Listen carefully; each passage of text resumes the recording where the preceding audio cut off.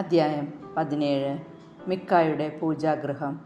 എഫ്രായിം മലനാട്ടിൽ മിക്ക എന്നൊരാളുണ്ടായിരുന്നു.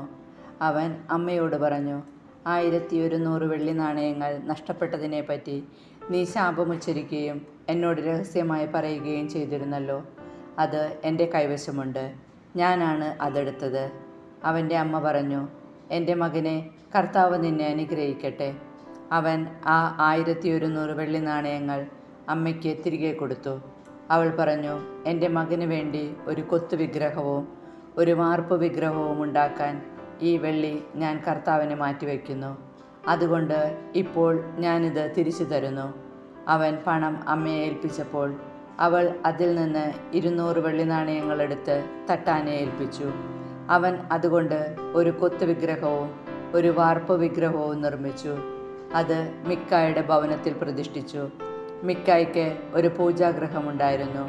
അവൻ ഒരു എഫോദും വിഗ്രഹങ്ങളും ഉണ്ടാക്കി തൻ്റെ ഒരു പുത്രനെ പുരോഹിതനായി അവരോധിച്ചു. അന്ന് ഇസ്രായേലിൽ രാജവാഴ്ചയില്ലായിരുന്നു. ഓരോരുത്തരും യുക്തമെന്ന് തോന്നിയത് പ്രവർത്തിച്ചു പോന്നു.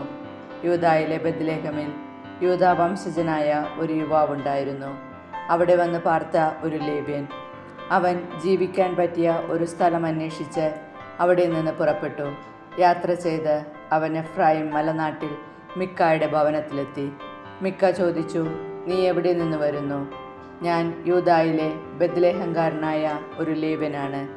താമസിക്കാൻ ഒരു സ്ഥലം അന്വേഷിക്കുകയാണ്. മിക്ക പറഞ്ഞു, എന്നോടുകൂടി താമസിക്കുക. നീ എനിക്ക് ഒരു പിതാവും പുരോഹിതനുമായിരിക്കുക.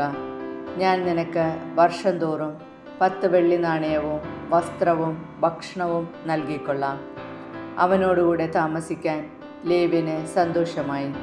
ആ യുവാവ് അവന് പുത്രനെ പോലെ ആയിരുന്നു. മിക്ക ലേവ്യനെ പുരോഹിതനായി അവരോധിച്ചു.